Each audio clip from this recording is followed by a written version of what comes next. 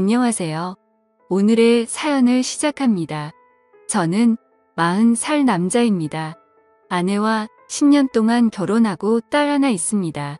사랑하는 아내와 딸을 먹여 살리려면 열심히 일을 해야 한다고 하니까 상무님은 그런 제 말에 허허 웃으시면서 그렇게 살다가 저만 손해를 본다고 하시면서 조언을 해주셨어요.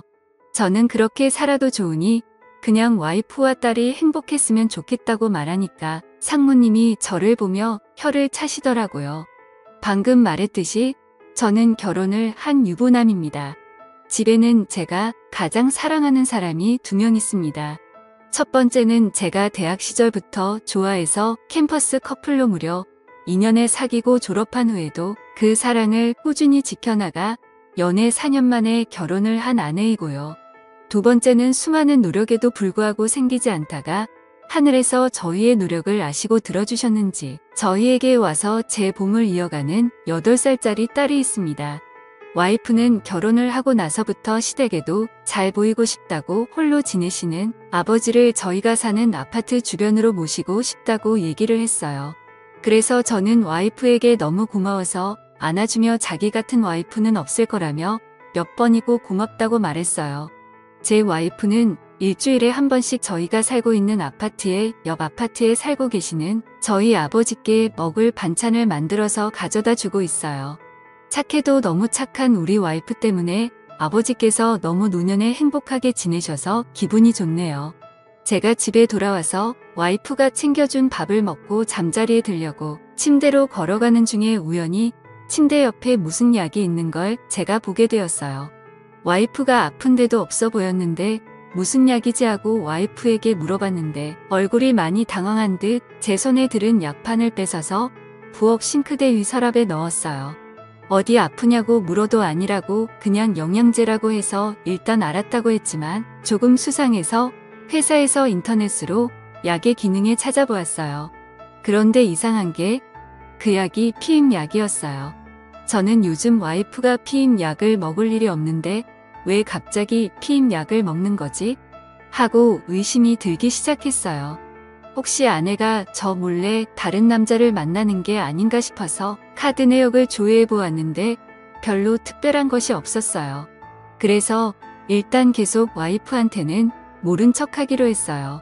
그러다가 회사에서 업무를 마치고 나서 오후 2시쯤에 집으로 퇴근을 할 수 있는 날이 생겼습니다. 그래서 오랜만에 와이프와 같이 영화를 보기 위해 집으로 갔어요. 차에서 내려서 엘리베이터를 타고 집으로 갔는데 와이프가 없었어요. 이 시간에 어디나 갈 곳이 없는데 이상하다고 생각해서 전화를 걸었는데 핸드폰 벨소리가 소파에서 나는 거였어요. 저는 이 사람이 핸드폰도 두고 어딜 간 거야 하면서 아버지는 오늘 뭐 하시는지 궁금해서 아버지한테 전화를 했는데 아버지도 전화를 안 받으시는 거예요.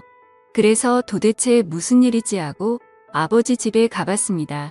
그런데 아버지 집 문 앞에 다가갔을 때 뭔가 이상한 느낌이 들었습니다. 저는 비밀번호를 누르고 살며시 문을 열고 들어갔고 문이 채 닫히지 않은 안방을 엿보았어요.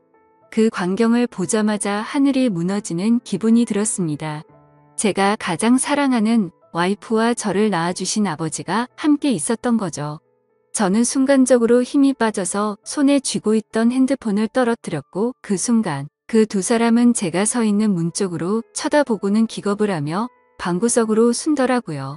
저는 방문을 열고 들어가 제 와이프를 쳐다보며 지금 이게 무슨 일이냐고 머리 끝까지 치밀어 오르는 화를 참으며 떨리는 목소리로 물었습니다. 와이프는 눈물을 흘리면서 바닥만 쳐다보고 있었습니다. 저는 아버지를 분노한 눈으로 쳐다보면서 노려보자 아버지는 자기가 잘못했다고 하면서 며느리는 잘못한 거 없다고 하면서 무릎을 꿇고 저를 보며 말했습니다. 저는 일단 그 방에서 나와서 집으로 돌아갔습니다. 화가 너무 치밀어 올라서 의자며 그릇이며 장식장이며 모든 손에 잡히는 것은 다 때려 부시고 집어 던졌습니다. 저를 따라 집으로 돌아온 와이프가 저를 붙잡고 매달리며 잘못했다고 손이 발이 되도록 빌었어요. 그 순간 유치원에서 돌아온 제 딸이 이런 저와 엄마를 보고 놀라서 울기 시작했습니다.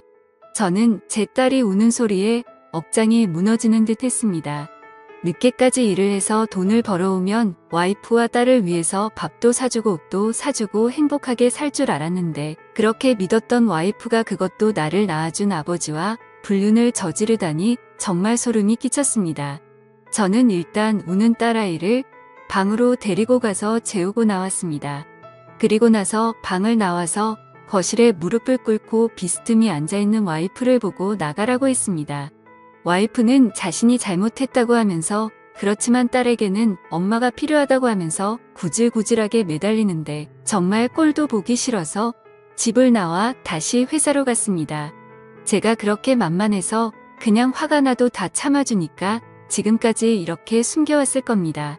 제가 결혼을 하고 지금까지 와이프에게 거의 화를 낸 적이 손에 꼽을 정도로 없고 그냥 거의 다 제가 와이프 말에 져주고 그랬는데 그러니까 와이프가 저를 그냥 돈만 벌어다 주는 기계로 생각하고 남편으로 생각을 하지 않는 겁니다. 그렇게 생각을 한 저는 다음날 회사에서 퇴근을 하고 집으로 들어갔습니다. 와이프는 한숨도 못 잤는지 거실 바닥에 앉아 소파에 기대고 있었습니다. 저는 물을 한 모금 마시며 와이프에게 얼마나 됐냐고 물었습니다. 내 아버지와 그따위 짓을 하면서 나를 쓰레기 취급한 게 얼마나 됐냐고 물었습니다. 와이프는 아버지와 실수를 저지른 건 정말 그때뿐이라고 그전에는 그런 적이 없다고 했습니다. 저는 그 말을 믿을 수가 없었습니다.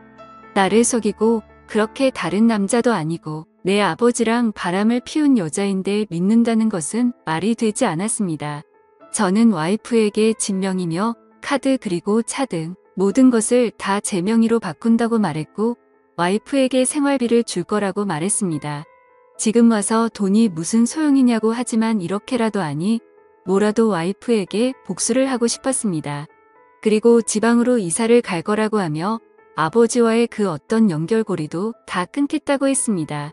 그리고 와이프가 보고 있는 앞에서 아버지에게 전화를 해서 더 이상 얼굴 볼 일 없을 거라고 죽어도 장례식 치를 때에도 얼굴 비칠 일 없을 거라고 하고는 끊었습니다.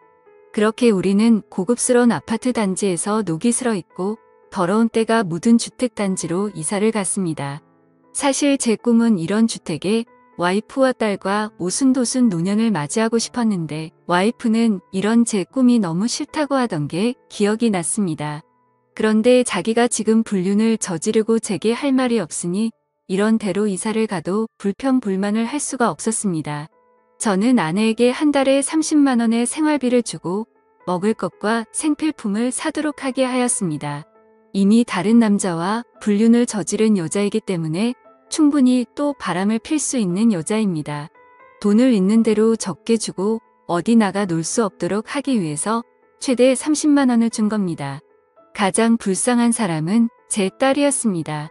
불륜이나 저지르는 엄마를 따라서 저와 함께 지방에 내려와 친구들을 모두 잃고 혼자 덩그러니 유치원에 가야 했어. 딸만 보면 눈물이 났지만 그래도 저 여자에게 복수를 하기 위해서는 딸도 조금 희생이 필요했습니다. 와이프도 자기 딸이 이런 지방에서 허접하게 유치원에 다니게 될 줄은 상상도 못했는지 매일 딸이 유치원에 가고 나면 식탁에 앉아 울어서 저녁에 들어와 보면 눈이 퉁퉁 부어 있었습니다. 이사를 와서 거의 한 달이 다 됐을 무렵 아버지에게 전화가 왔습니다. 전화를 안 받으니까 계속하셔서 어쩔 수 없이 받아서 왜 전화를 했냐고 물어보니 자신이 잘못했다고 자기가 죽을 죄인이라고 하시면서 우셨습니다.